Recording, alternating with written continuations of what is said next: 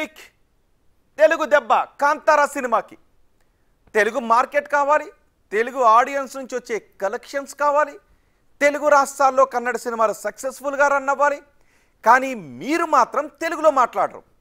అదే తెలుగు సినిమాలు కర్ణాటకలో రిలీజ్ అయితే మాత్రం అన్నీ కన్నడలోనే ఉండాలి అనే ఆందోళనలు, నిరసనలు, భాషోద్యమాలు. మీకేనా భాషాభిమానం ఉన్నది? కన్నడ హీరోలు ఎక్కడైనా కన్నడలోనే మాట్లాడతారా? తెలుగు అంటే అలుసైపోయిందా? ఈ అసహనమే ఇప్పుడు సగటు సినిమా అభిమానిని రగిలిస్తోంది. కాంతార సినిమాను బైకట్ చేయమనే వరకు వచ్చింది. అసలు మన వాళ్ళకి ఎక్కడ మండింది ఇప్పుడు చూద్దాం.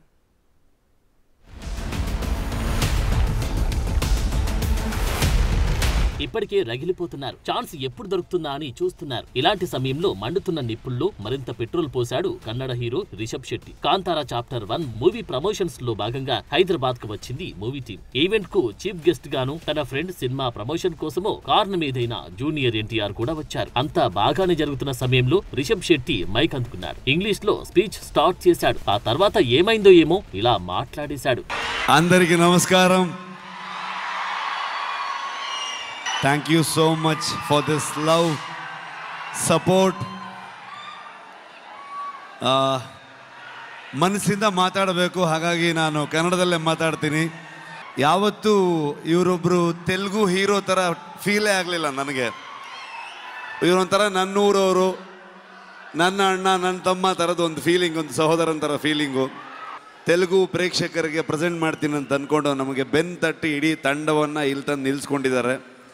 Thank you so much sir. విన్నారుగా, కన్నడ అయితేనే బాగుంటుంది అని చెప్పి మరి కన్నడలో మాట్లాడేశాడు. ఆయన ఏం మాట్లాడుతున్నాడు అనేది కన్నడ ప్రజలకు తప్ప తెలుగు వారికి అర్థం కాలేదు. పోనీ ఎవరైనా ట్రాన్స్లేట్ చేశారా అంటే అది లేదు. మరి రిషబ్ శెట్టికి తెలుగు రాధా అంటే రాధని చెప్పాలి. పోనీ మచ్చుకు 4 పదాలైన రాభా అంటే వచ్చు అని చెప్పాలి. ఎందుకంటే గతంలో కొన్ని ఇంటర్వ్యూలో మాట్లాడాడు కూడా. మరి తెలుగు వారిపై ఈ కన్నడ రుద్దరం ఎందుకనేది తెలుగు ప్రేక్షకులు వేస్తున్న ప్రశ్న. పోనీ ఇంగ్లీష్ లో మాట్లాడినా బాగుండేది. అది చేయలేదు రిషబ్ శెట్టి. కావాలని కన్నడలో మాట్లాడాడు. దీనిని తెలుగు ప్రేక్షకులు అసలు జీర్ణించుకోలేకపోతున్నారు. కానీ కాంతారా ప్రమోషన్స్ కోసం తమిళనాడుకు వెళ్ళినప్పుడు మాత్రం తమిళంలోనే మాట్లాడాడు రిషబ్ శెట్టి. మరి హైదరాబాద్ కు వచ్చినప్పుడు ఏమైంది అనేది మెయిన్ క్వశ్చన్. అందుకే కాంతారా మూవీని బాయ్కట్ చేయాలనే ట్రెండ్ మొదలైంది. సోషల్ మీడియాలో ఇప్పుడు ఇదే హ్యాష్ ట్యాగ్ తెగ ట్రెండ్ అవుతుంది.